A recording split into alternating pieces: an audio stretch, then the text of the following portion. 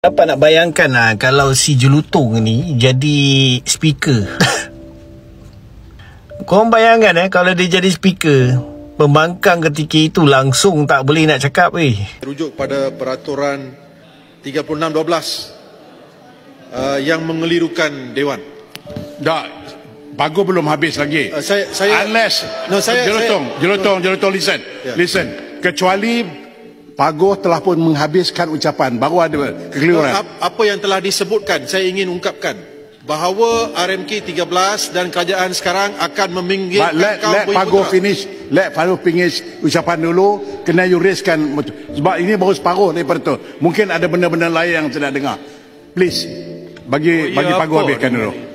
Tengok video ni tadi, jelas dia punya sembang, benda belum habis cerita, kau dah terus standing order. Agaknya memang dia ni suka standing order lah. Dia dengan Langat dia tak standing order, dia terus terjar je.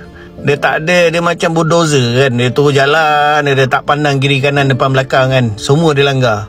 Inilah sebab tu aku cakap, bukan pembangkang tak reti buat kerja, tak pandai check and balance. Sebenarnya pengacau-pengacau ni yang buat hal. Itu realiti dalam parlimen hari ini. Guys, jangan lupa share, like and repost kalau korang setuju dengan kenyataan aku ni. And jangan lupa komen.